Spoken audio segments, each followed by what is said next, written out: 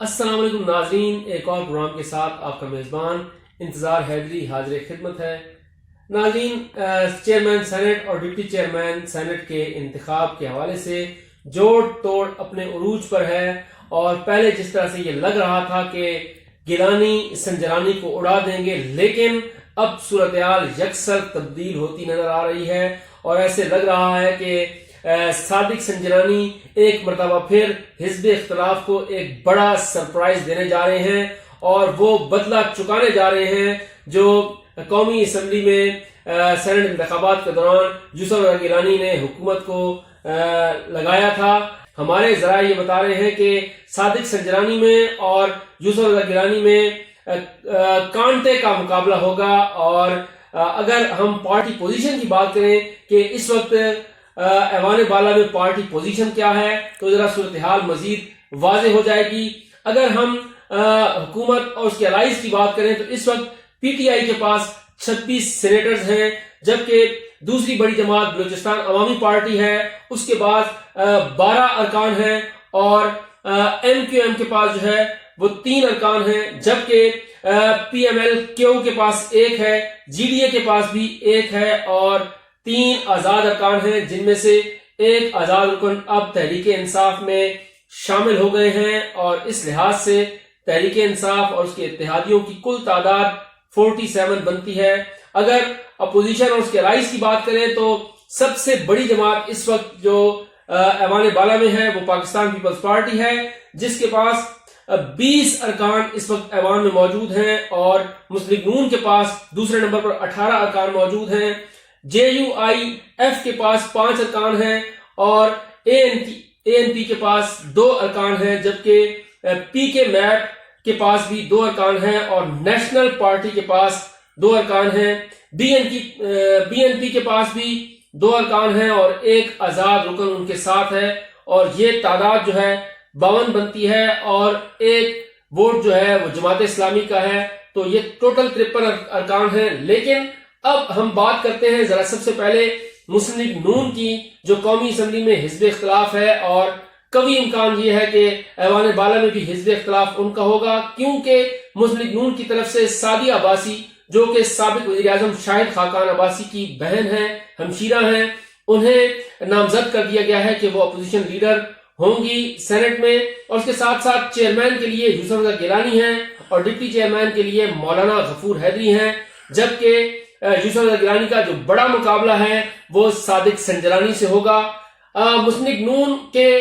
4 senators کل اہم ترین اجلاس میں شرکت کے لیے نہیں آئے، اور اس کے بعد جو صورتحال ہے وہ نون لیگ کے لیے کوئی زیادہ اچھی نہیں ہے۔ مریم نواز اور شاہد خاقان عباسی طویل انتظار کرتے رہے ہیں ایک فارم ہاؤس پر، اور وہاں پر ہائی ٹی دی ہوئی تھی مریم نواز نے، لیکن 4 سینیٹر ذاتی وجوہات کی بنا پر اس اہم ترین اجلاس میں شریک نہیں ہو سکے۔ میڈم نصرت نے یہ موقع اختیار کیا کہ پولن انرجی کے باعث وہ اس اجلاس میں شریک نہیں ہو سکتی، جبکہ کامران مائیکل نے کہا کہ وہ چرچ کے لیے ایک اسپتال کی تعمیر میں مصروف ہیں، اور اس کا آج افتتاح ہے، اس لیے وہ بھی نہیں آ سکتے، جبکہ خالد شاہین بٹ امریکہ میں تھی، اور انہوں نے کہا کہ وہ ووٹ کے لیے پاکستان آ رہی ہیں تو وہ وقت پر پہنچ نہیں سکیں گی، اس لیے انہوں نے بھی معذرت کر لی، جبکہ دلاور خان نے کہا کہ وہ بھی بیمار ہیں اور وہ بھی اس اجلاس میں شریک نہیں ہو سکیں گے۔ تو یہ وہ 4 سینیٹر ہیں جنہوں نے عین وقت پر یہ کہا کہ وہ اس مشاورتی اجلاس میں شریک نہیں ہوں گے، اور 5ویں ہیں اسحاق ڈار، جنہوں نے تو ابھی تک حلف ہی نہیں اٹھایا اور وہ باہر بیٹھے ہوئے ہیں۔ تو 5 ووٹ تو جو اپوزیشن کے ہیں وہ یہیں پہ ہم دیکھ سکتے ہیں کہ کٹ گئے ہیں۔ اب 12 تاریخ کو کیا ہوگا؟ آیا یہ 5 ووٹ اگر کٹ جاتے ہیں تو پھر 47-47 کا مقابلہ یعنی 50-50 ہوگا، اور 50-50 میں کتنا مارجن ملتا ہے صادق سنجرانی کو؟ حکومت یہ دعویٰ کر رہی ہے کہ اپوزیشن کا 1 ووٹ ہم نے کاٹ لیا ہے، اور وہ ہے عوامی نیشنل پارٹی کے بلوچستان سے جو نو منتخب سینیٹر ہیں، ان کا یہ دعویٰ ہے کہ وہ اب پاکستان تحریک انصاف کے امیدوار کو ووٹ دیں گے۔ اگر وہ ووٹ ان کو دیتے ہیں تو اس لحاظ سے جو عددی اکثریت ہے وہ صادق سنجرانی حاصل کر لیں گے اور ایک مرتبہ پھر وہ چیئرمین سینٹ بن جائیں گے۔ ہم نے جب بات کی تھی صادق سنجرانی سے، جیسے میں نے پہلے بتایا تھا،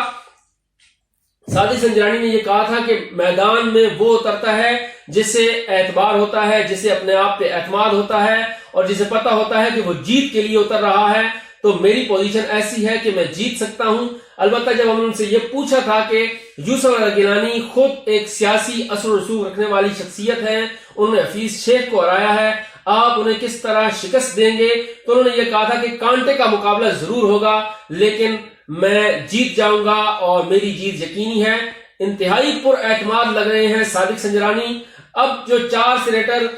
اس اہم مشاورت سے غائب ہوئے ہیں یا غیر حاضر رہے ہیں، اس پر بھی اب چہ مگوئیاں شروع ہو گئی ہیں خود مسلم لیگ نون کے اندر۔ اس کے علاوہ پاکستان پیپلز پارٹی نے بھی اپنے سینیٹرز کا ایک مشاورتی اجلاس بلایا، اس میں تمام سینیٹرز سے کہا گیا کہ وہ یوسف گیلانی کی کامیابی کے لیے وہ اپنا اثر و رسوخ استعمال کریں۔ اب یہ اثر و رسوخ کتنا استعمال ہوگا 12 تاریخ کو واضح ہوگا، لیکن یہاں پر میں ایک اور بات کروں گا، وہ ہے میاں نواز شریف کا بیانیہ۔ میاں نواز شریف نے پی ڈی ایم کے سربراہی اجلاس میں ایک بڑی بات کر دی ہے۔ جب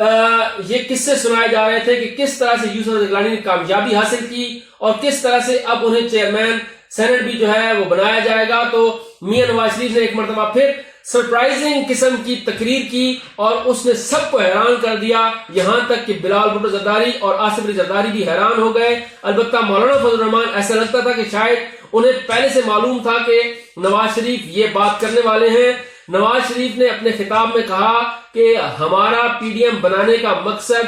تحریک عدم اعتماد لانا نہیں تھا، ہمارا پی ڈی ایم بنانے کا مقصد یہ نہیں تھا کہ ہم عہدے حاصل کریں گے، ہمارا بنیادی مقصد یہ تھا کہ تمام اداروں کو ان کے آئینی دائرے تک محدود کریں گے، لیکن ابھی تک پی ڈی ایم اس میں کامیاب نہیں ہو سکی ہے۔ اس حوالے سے کیا اقدام اٹھایا گیا ہے یہ بتائیں۔ صرف اور صرف حکومت کا خاتمہ کوئی بڑی بات نہیں ہے، تحریک عدم اعتماد کامیاب کرانا کوئی بڑی بات نہیں ہے۔ یہ بتائیں کہ کس طرح سے لانگ مارچ کامیاب ہوگا، کس طرح سے تمام ادارے اپنی دائرے میں جائیں گے۔ اگر ہم ووٹ کو عزت دو کے بیانیے کو اپنا نہیں سکتے تو پھر ہماری کامیابی نہیں ہوگی۔ اس پر تمام جو پی ڈی ایم کے سربراہان تھے وہ حیران رہ گئے کہ عین وقت پر میاں نواز شریف جو مسلسل خاموش تھے